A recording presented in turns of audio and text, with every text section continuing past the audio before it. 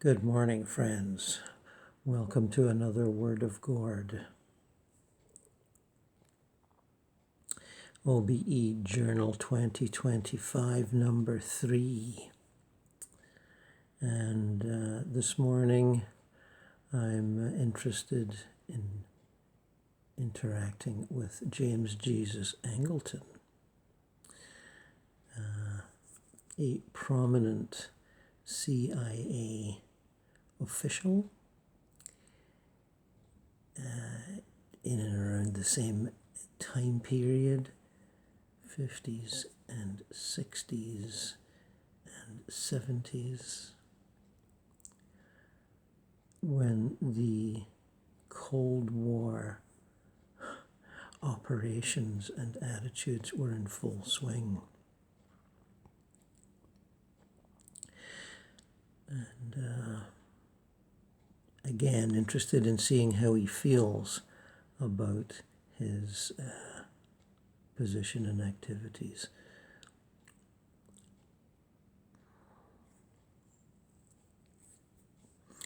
Mr. Angleton, I have felt your presence before I even started, and would welcome you to this media, and we'll be fascinated to hear what you have to say.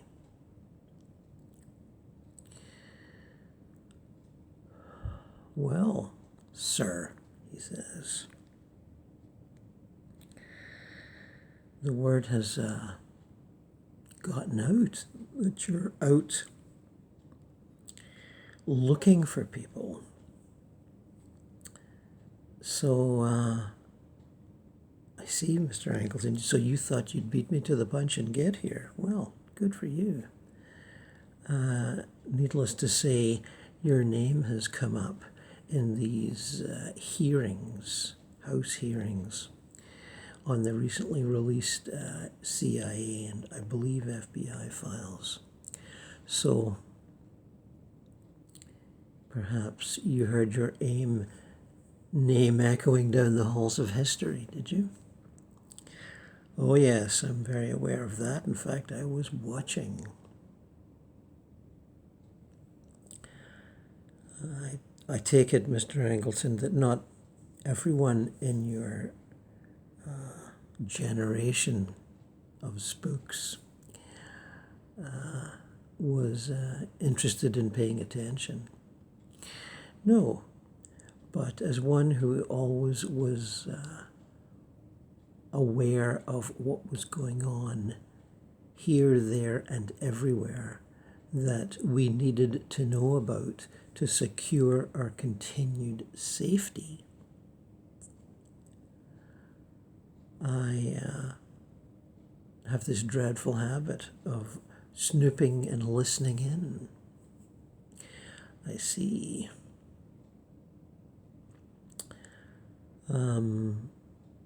How about your love of orchids? I hear that you were quite the orchid fancier. Yes, and it's so much more fun doing it here. You can develop an intimate relationship with your orchids. They become like your children, even more so than when I was on Earth.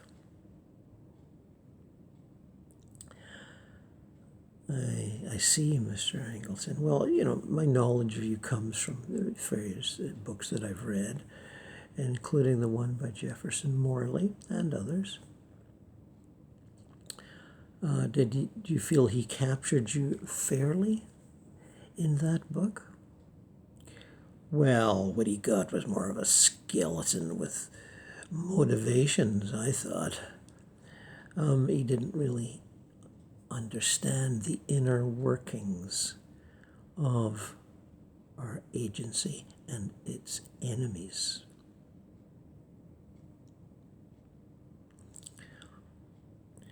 Okay, fair enough. And how do you understand the inner workings? Would you care to expound upon that?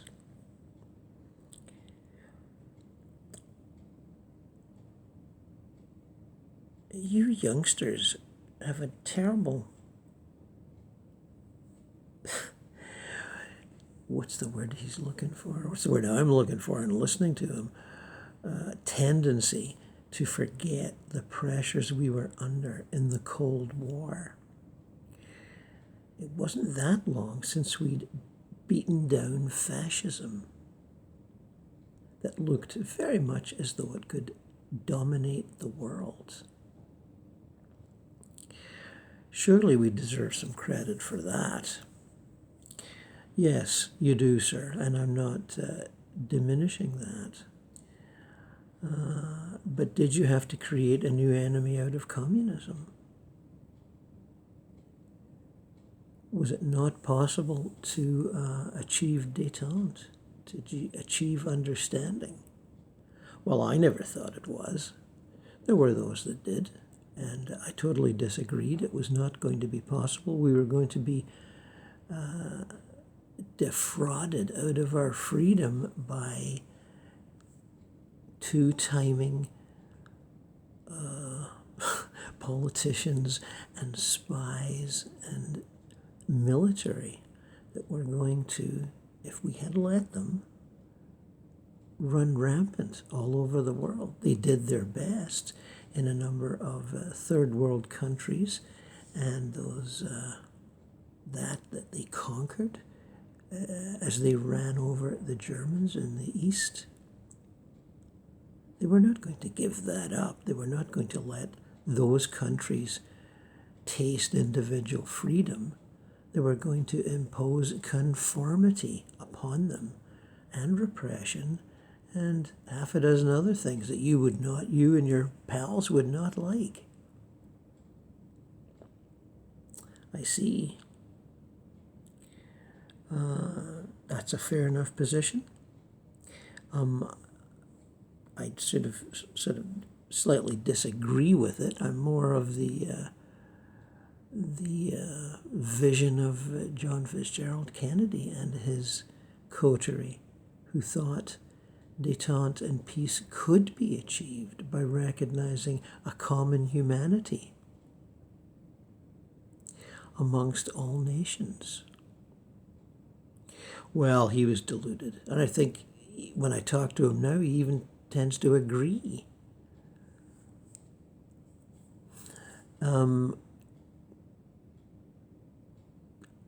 Having talked to him myself, Mr. Angleton, I feel that he was more intent on forgiving those who, as the prayer says, trespassed against him. Those who wished the knife in the back to sustain their power base. And you were the servant of those, were you not? Well, we certainly thought we were doing the right thing, let's put it that way. We didn't share that vision. I certainly didn't. And I certainly believed a lot more in our system of freedom and democracy than... God, I can hardly even see his name. Philby. That rat Philby. That is unforgivable. He didn't serve his country. He served himself. And yes, as far as I can tell, sir, that's the case. And I will get to talk to Philby eventually. I understand you felt, as you say now, quite betrayed by him because you trusted him. And while looking for a mole, did not suspect his disguise. Those who betray traitorously are the greatest actors, it would seem, throughout history. Philby being a modern example. And it must have been a tough lesson for you to find out that even in the your exercise of mandatory distrust. He was the one to be distrusted the most, and yet you believed him. Yes, he was so suave and convincing. We Americans fell for those upper-class English. We fell for their counterintelligence practices that we learned. They taught us how to be duplicitous, but they were even more so than what they taught us. Yes, you had to learn, did you not? I'm familiar with the English ways of diplomacy from my incarnations as a Scot hundreds of years ago. Have you checked out, may I ask, your own past incarnations? Oh, I've had dreams, things that you would call dreams, little visionary escapades with bows and arrows and swords and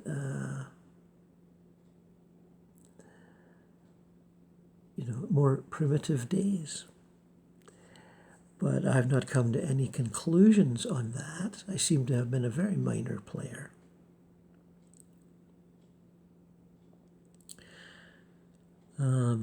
It's my contention, Mr. Angleton, that those are the ways of, the historical ways of diplomacy and espionage going hand in hand to either avoid war or to instigate conflict for the benefit of those who are slightly smarter, slightly more devious.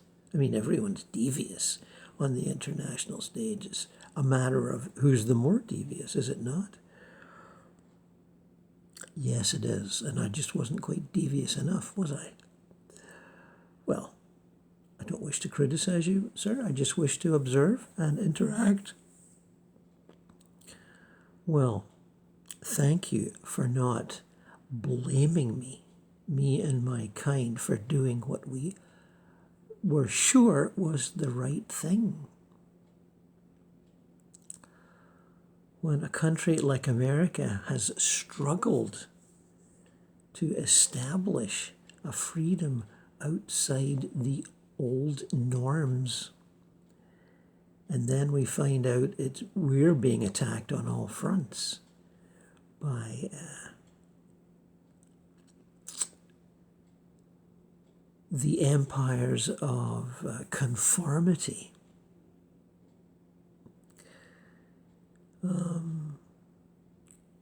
We were shocked. And we fought like the Dickens to keep our standards and our values as preserved rather than attacked. Yes, Mr. Angleton, I feel that despite your reputation, there was a certain level of naivety in which you were taken advantage of by those more devious than yourself.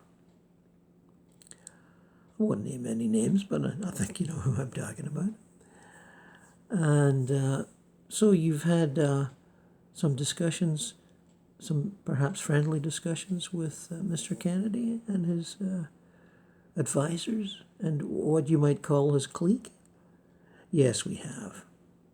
We have discussed various aspects of governance and diplomacy, and the fine balancing act of preserving freedom and spreading it around the world as an experience for others. So much of the world was poverty-stricken and circumscribed by, how shall I say, the grim realities of tribalism. Countries run by tribal chiefs that turned into dictators. Yes, I see what you're saying, and I have perceived that myself in my own studies.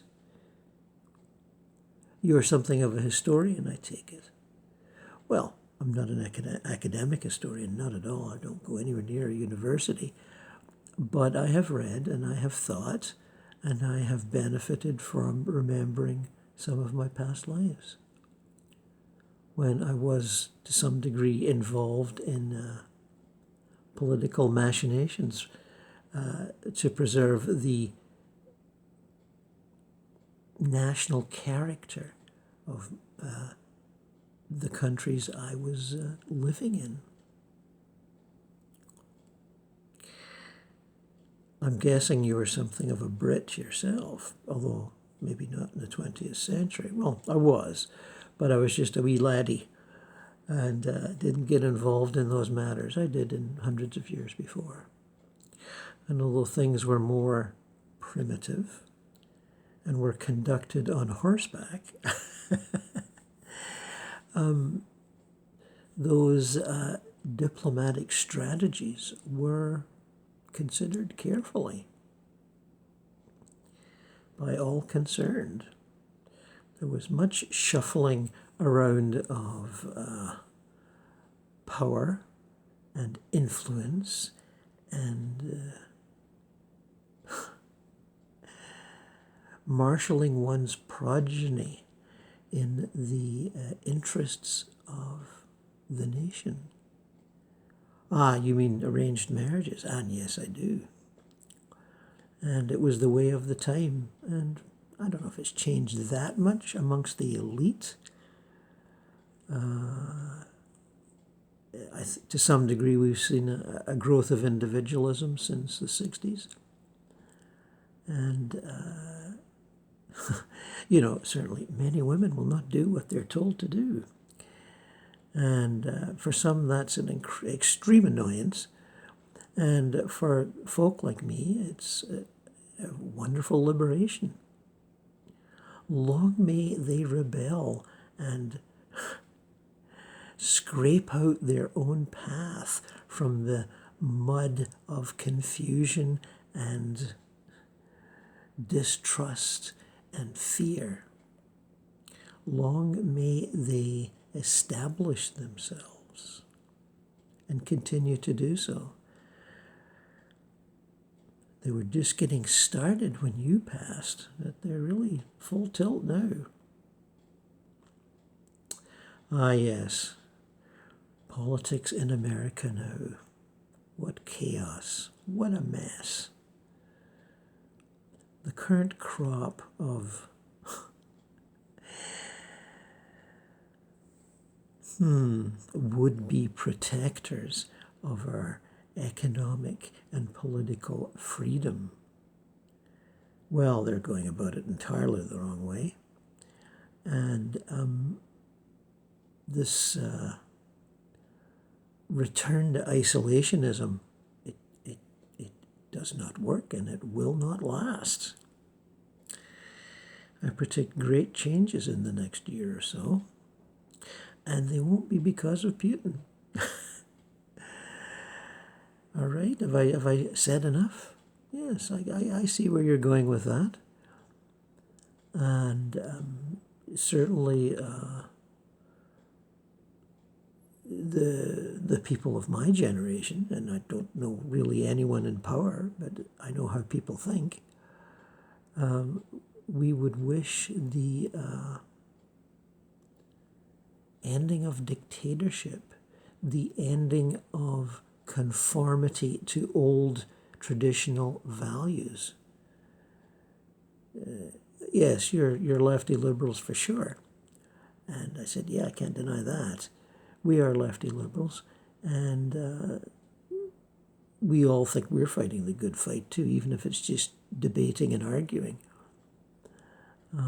Myself, I'm involved in the arts, and I know you played the piano a bit, maybe just as an after-dinner exercise, but I think you understand the arts. and the function thereof, yes, the agency encouraged the arts as exemplars of our culture. And that's why we paid for certain things, admittedly underhandedly, but we wanted the arts to spread, the arts, how they flourish in democracies, and show other countries how that was possible. We did have some idealism, you know. You did, but I wasn't that keen on the way you perverted people in journalism. They supported your positions because they were being paid secretly. And you know exactly what I'm talking about. Newspaper editors, writers, artists of various kinds. It was very sneaky and underhand. And I think the value of the arts is to be independent. And you guys spent a lot of money making sure that lots of the arts were not independent. And just one of the many programs that you instigated and pursued. The various, the Chaos, Cointel Pro, MK Ultra, all that stuff. It all seems so hateful now. And I can sense that a lot of people in your position in the heavenly worlds, and some of them might be in hell, I guess. I know they're apprehensive about what will tarnish their reputations in the annals of history. Know that these papers are coming out and will continue to do so.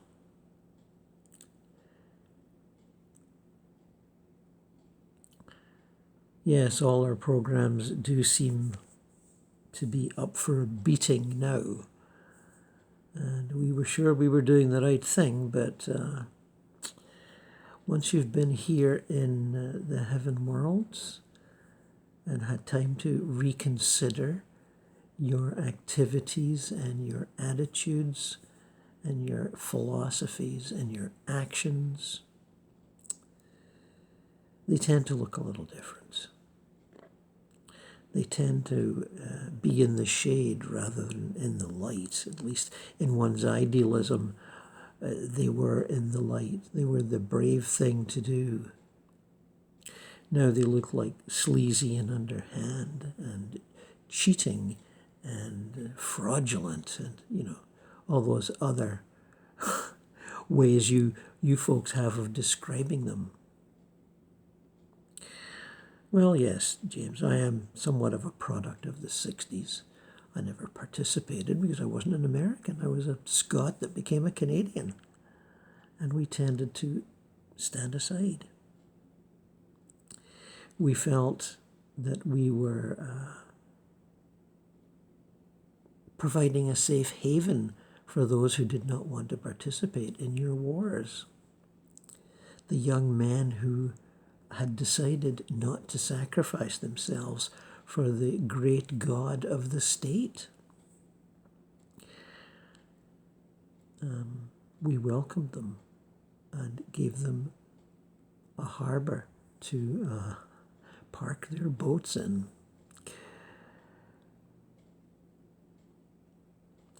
You did also have volunteers that joined the war, did you not? Yes, we did, and those figures are they're close to being observed and confirmed now. It's hard to, it looks like 25,000 maybe. Canadians joined the efforts in Vietnam because they bought the package, right? As all young men do when they go off to war. They buy the package of the state. They buy the propaganda. Ah, sir, propaganda is necessary to accomplish aims. But it, as an individual, I would say, as an individual establishing themselves as a free agent, propaganda is something to be denied and ignored and fought against. You see, to me, to some degree, although you insist on you're fighting for freedoms, democratic freedoms, and individual choice, the propaganda of the state, the United States, though not as all-encompassing as those of communism, still had the effect of suppressing individualism, and many suffered from that. Perhaps not as many as in the communist countries where activities were compelled by the party, but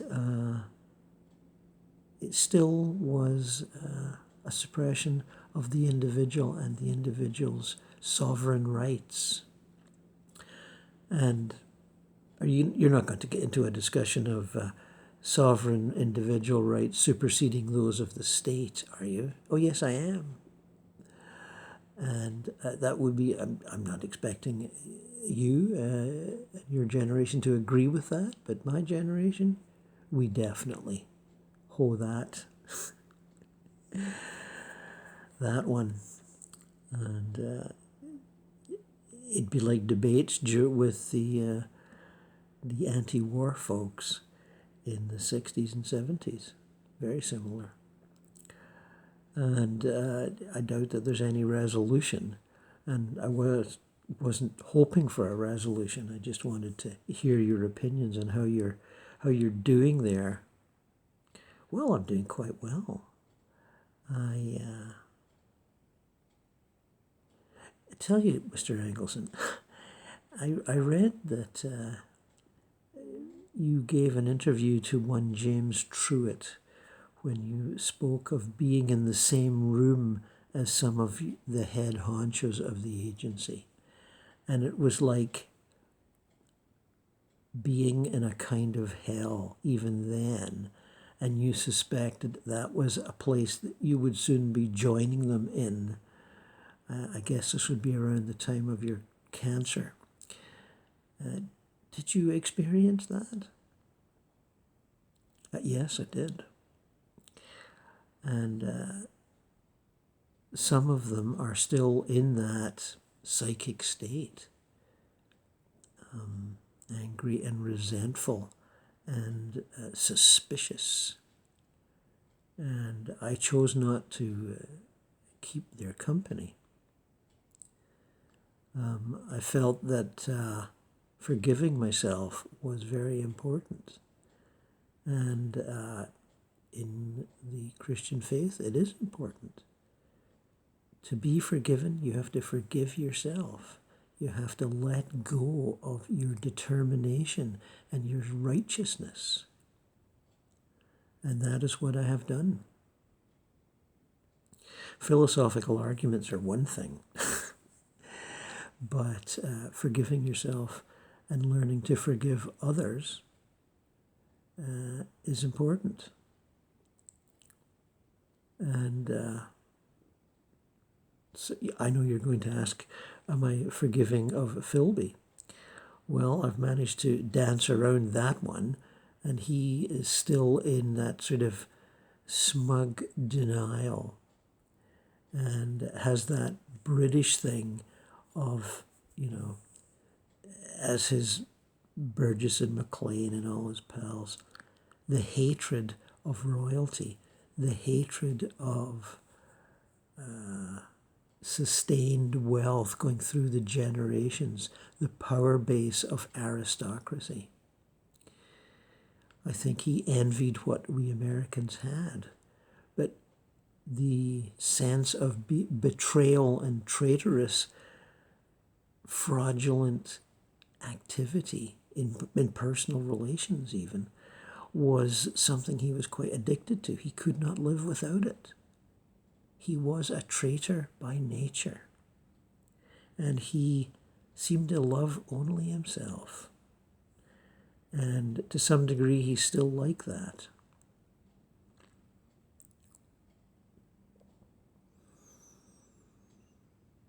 Well, thank you for being so honest, Mr. Angleton.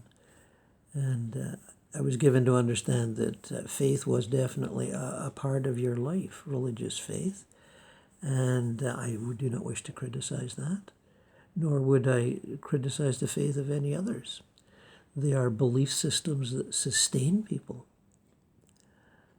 I believe that the individual should move beyond belief systems, imposed belief systems, the ones that one inherits at birth, to find out who they truly are, because that is not possible within a belief system. You find out how you are in conforming and obeying,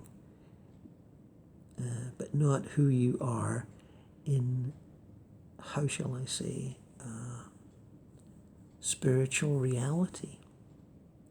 But that's perhaps an argument for another day. I suspect it is. I must say, sir, you are looking well. You are recovered from whatever afflicted you in the photographs that I see of you. Ah, yes. Boozing and smoking never did anyone any good, but it was the habit of the day. It's what men did.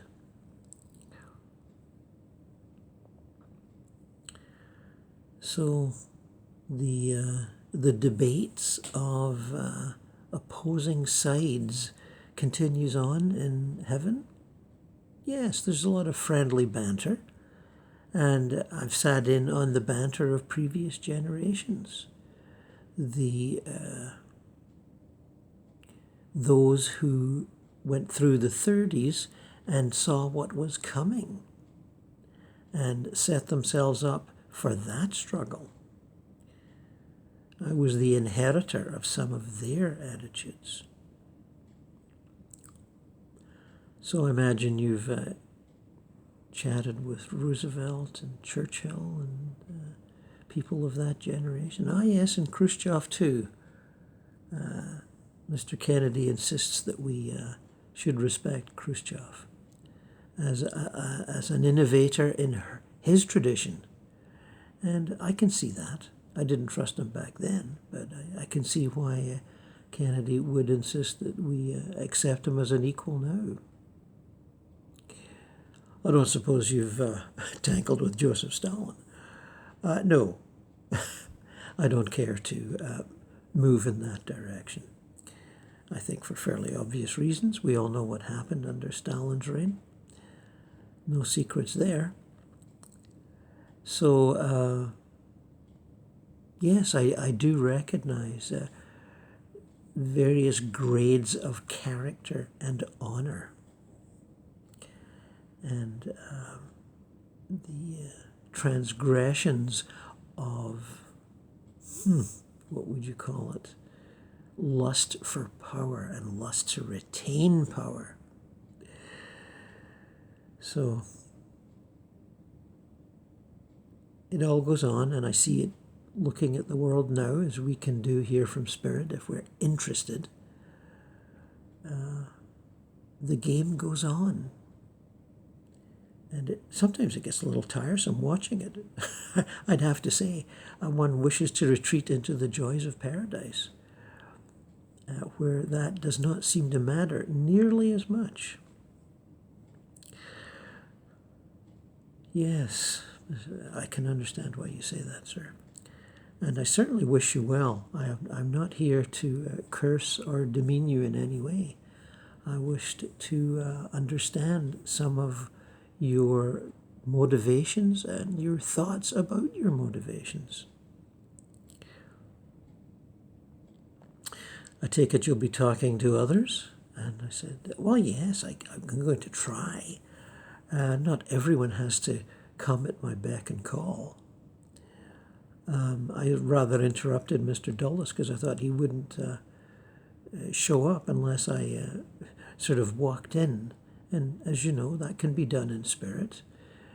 Doors and walls and fences are no obstacle.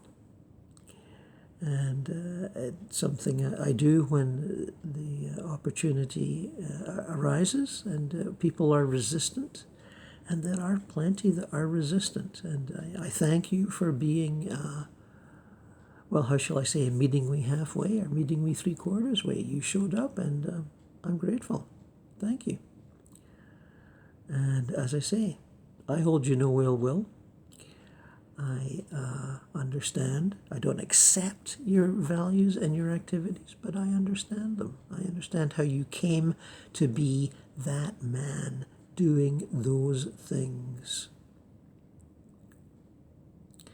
And I hope you and your generation are enjoying the joys of heaven together at some degree. Oh, yes, we are.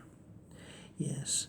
Those that are willing to give up their old ways, their egos, their pride, their self-justification, they can enjoy the heaven worlds.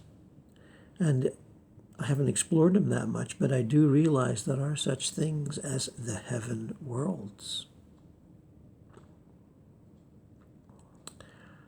I have gone to the Vietnamese heaven world and been accepted there. They are very forgiving people. Asians have a long history, much longer than America. One comes to see that in full when one is here.